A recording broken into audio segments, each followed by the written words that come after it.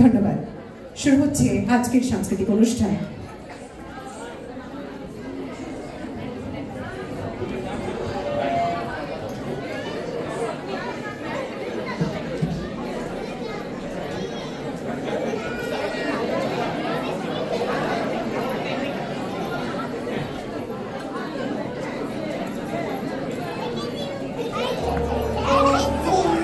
কি নামে আগে ডাকবে ঠিক করো, জননী বধূ মোহিনী নাকি কাম? যে জ্বালা ঘর পুড়িয়ে ছাই করে সেই তো প্রদীপ পূর্ণ মনস্কাম। কি নামে আগে ডাকবে ঠিক করো, আমি মাটি ধরিত্রী ও নারী, তোমায় সারা জীবন ছুঁয়ে আছি, কারণ আমি বদলে দিতে পারি। অনেক লেখা হয়েছে আমি আগে, অনেক লেখা আবার হব পরে, কারণ লজ্জা ঘৃণায় অনুরাগে পুরুষ কেবল আমায় ভাঙে করে। তুমি আমার উল্টো দিকে নেই, কাছে এসো, বরং দাঁড়াও পাশে। ঠিক যেভাবে দাঁড়ায় আগুন কাঠ, দুজন মিলে পড়তে ভালোবাসে। তোমায় আমার এইটুকুন বলা, পুরুষ হয়েও তবেই আমি নারী। তুমি আমায় চিনতে শেখো আগে, যাতে আমি তোমায় চিনতে পারি।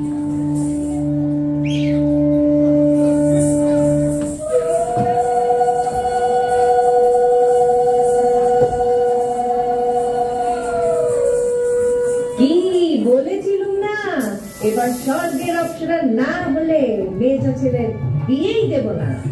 আস্তে শুনতে পাবে। বলো পেলে কি, শুধু বংশ দেখি না বিয়েটা হয়েছিল, না হলে কারণ বলছি কি, বেশি লেখাপড়া যারা দিগ্গজ মেয়ে একটু সঙ্গে চলবে। দেখিয়ে বাবুর বউটাকে যে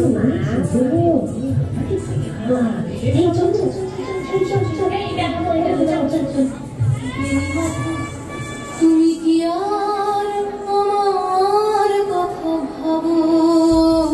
বেনি মাধব লেখাপড়ায় ভালো, শহর থেকে বেড়াতে এলে আমার রং কালো। তোমায় দেখে এক দৌড়ে পালিয়ে গেছি ঘরে। বেনি মাধব আমার বাবার দোকানে কাজ করে। কুঞ্জে অলি গুঞ্জে তবু ফুটেছে মঞ্জরি। সন্ধে বেলা পড়তে বসে অঙ্কে ভুল করি। আমি তখন নবম শ্রেণী, আমি তখন শোনা। ব্রিজের ধারে বেনি মাধব লুকিয়ে দেখা।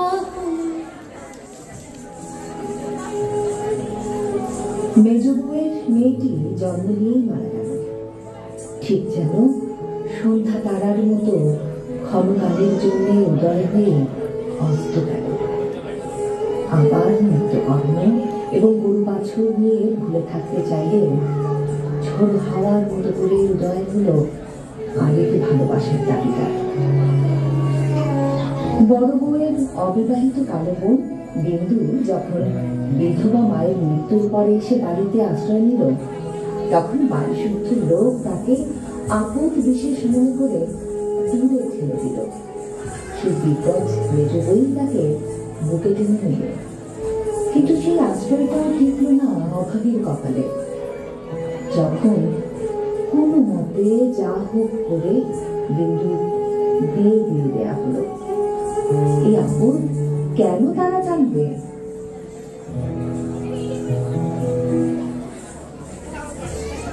বিয়েতে 51টা শাড়ি পেয়েছিল মেয়েটা। অষ্টমঙ্গলায় ফিরে এসে আরো 6টা। এত শাড়ি একসঙ্গে সে জীবনে দেখেনি। আলমারির প্রথম থাকে সে রাখলো সব নীল শাড়িদের। হালকা নীল একটাকে জড়িয়ে ধরে সে বলল, তুই আমার আকাশ। দ্বিতীয় থাকে রাখলো সব গোলাপিদের। একটা গোলাপিকে জড়িয়ে সে বলল, তোর নাম অভিমান। তৃতীয় থাকে 3টে ময়ূর, যেন 3 দিক থেকে ছুটে আসা সুখ। তেজপাতা রঙ যে শাড়িটা, তার নাম দিল বিষাদ। সারা বছর সে শুধু শাড়ি উপহার পেল। এত শাড়ি সে কি করে এক জীবনে পরবে? কিন্তু বছর যেতে না যেতেই ঘটে গেল সেই ঘটনাটা।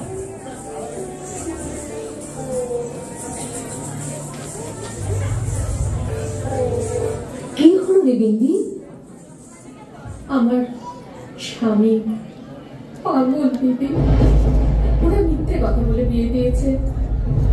তাকে হঠাৎ দেখলে পাগল বোঝা যায়, কিন্তু একদিন সে এমন উন্মাদ হয়ে ওঠে, তাকে ঘরে তালা বন্ধ করে রাখতে না। বিয়েটাতে ভালোই ছিল, কিন্তু রাত জাগা এসব নানা উৎপাতে দ্বিতীয় দিন থেকে তার মাথায় একেবারে খারাপ হয়ে গেল। দুপুরবেলায় পিতলের থালায় ভাত খেতে বসেছিলাম, হঠাৎ থালা শুদ্ধ ভাত টেনে উঠোনে ফেলে দিল। হঠাৎ কেমন তার মনে হয়েছে আমি স্বয়ং রানী রাসমণি। বেহারাটা নিশ্চয়ই সোনার থালা চুরি করে রানীকে তার নিজের থালায় ভাত খেতে দিয়েছে, এই তার নাম।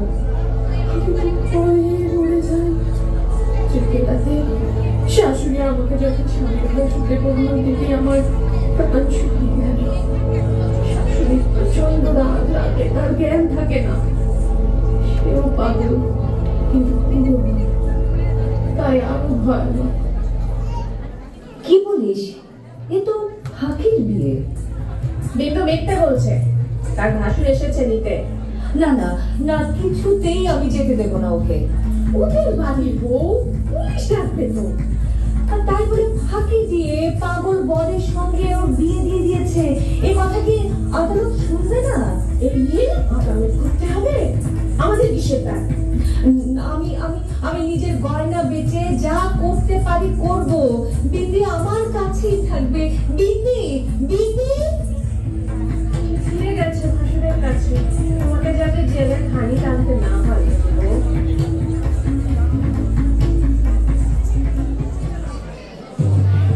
সন্ধ্যের মুখে মেয়েটি বেরিয়েছিল স্বামীর সঙ্গে চাইনিজ খেতে। কাপড়ে মুখ বাঁধা তিনটি ছেলে এসে দাঁড়ালো। স্বামীর তলপেটে ঢুকে গেল 12 ইঞ্চি। ওপর থেকে নিচে নিচে নেমে ডান দিকে যাকে বলে এল। শাশুড়ি পরিয়ে দিয়েছেন তাকে সাদা থান। 19 বছরের একটা মেয়ে, সে একা। কিন্তু সেই থানও এক ঝটকায় খুলে নিল 3 জন পাড়ার মোড়ে। একটি সদ্য নগ্ন বিধবা মেয়ে দৌড়চ্ছে আর চিৎকার করছে, বাঁচাও বাঁচাও বাঁচাও। পিছনে 3 জন সেটি উল্লাস। দেখবা পাড়ার লোকেরা।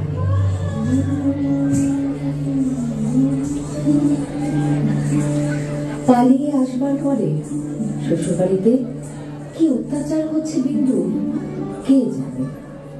সোজা পথে তাকে উদ্ধারের সব পথ বন্ধ হয়ে যাওয়ায় মেজ বউ ধরল এবার তার ভাই শরৎকে।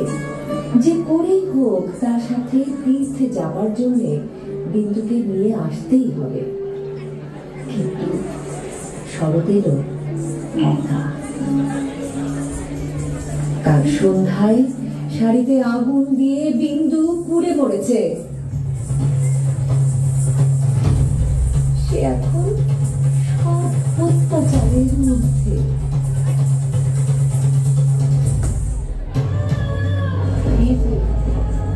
একান্নটা শাড়ি পেয়েছিল বেটা। অষ্টমঙ্গলা ফিরে এসে আরো 6টা। বিয়েতে 51টা শাড়ি পেয়েছিল মেয়েটা।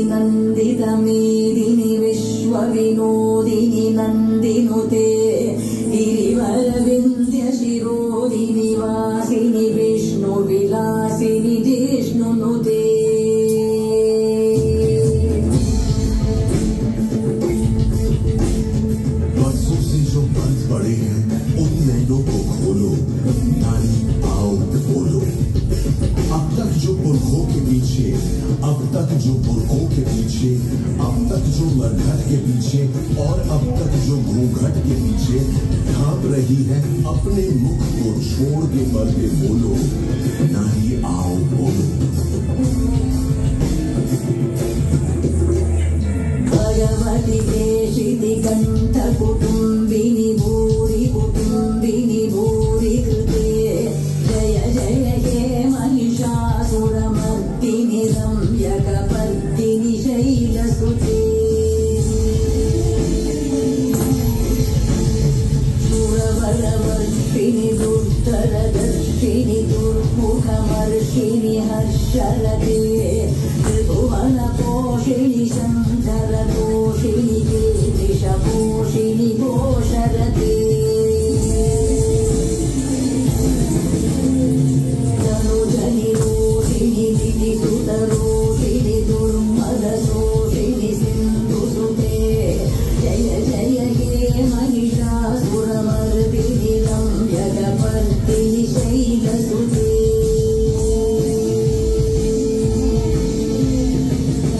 जगदम्बमदं भदनं भवनप्रियवासिनि हासरते शिखरिशिरोमणितुङ्गहिमालय शृङ्गति ज्वालयमजगते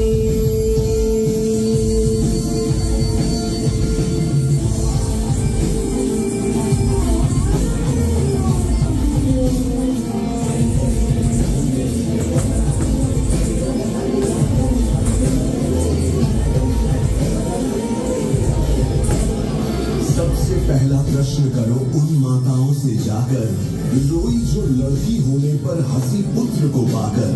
नारी होकर नारी को ही छोटा समझा सबने, नारी होकर नारी ही क्यों लगी हृदय को चुभने। भेज दिया क्यों तुमने जब न भेज किया था रब ने, नंगा भेज दिया था दोनों को ही तो कुदरत ने। पूछो कि बेटे से ज्यादा हम भी चाहती क्या, ममता और आंचल से ज्यादा हम भी मांगती क्या। अन्न अगर बेटे को देती हम भी अन्न ही खाती, बेटे से अन्यत्र तो हम भी सोना नहीं चबाती। पूछो सारे प्रश्न सभी, बातों को नापो तोलो, नारी आओ बोलो।